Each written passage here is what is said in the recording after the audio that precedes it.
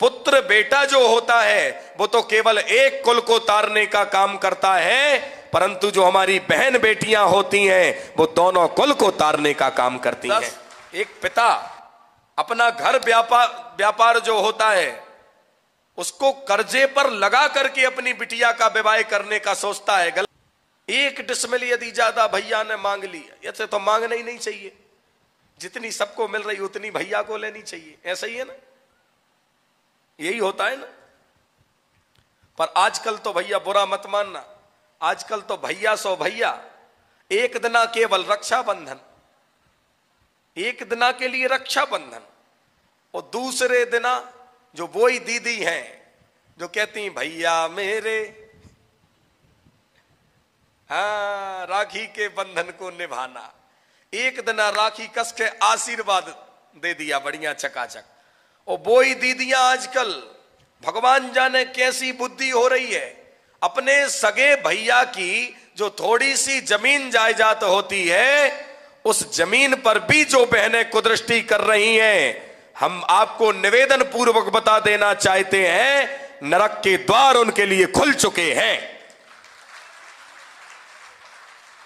कभी नहीं करना चाहिए। माता पिता ने जिस दिन आपका पाणी ग्रहण कर दिया था उस दिन आप एक दूसरे परिवार के हिस्सा हो चुकी थी। आपका ये परिवार नहीं है। अब आपका विवाह संस्कार हुआ और विवाह संस्कार के बाद, और सच बतावे हम किसी व्यक्ति विशेष के विरोधी नहीं है, हम पर यह जरूर कह देना चाहते हैं हमारे भारत देश की यह संस्कृति नहीं है, हमारे भारत देश की यह परंपरा नहीं है। पुत्र बेटा जो होता है वो तो केवल एक कुल को तारने का काम करता है, परंतु जो हमारी बहन बेटियां होती हैं वो दोनों कुल को तारने का काम करती हैं।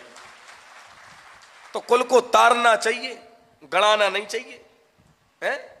अब तो गड़ा रही हैं ज्यादातर, भैया की गरघेटी पकड़े हैं, केस कर दो भैया के ऊपर। हा, रक्षाबंधन के लिए भैया मेरे राखी के बंधन को निभाना।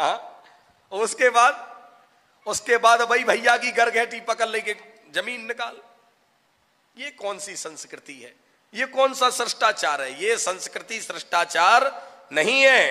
पर हम एक बात और बता देना चाहते हैं, हाँ, माता पिता की, भाई की यदि मन की इच्छा है और मन की जो अपना पूरा एक पिता अपना घर व्यापार जो होता है उसको कर्जे पर लगा करके अपनी बिटिया का विवाह करने का सोचता है। गलत कह रहा हूं तो बोलो।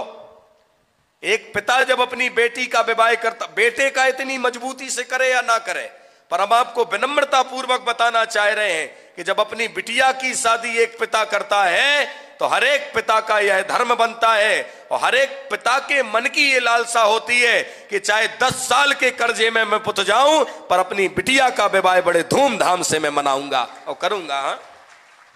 सब कुछ निछावर कर देता है एक पिता, कर्जे में पुत जाता है, खुद का घर बिक जाता है, बिटिया का घर भले ही बस जाता है।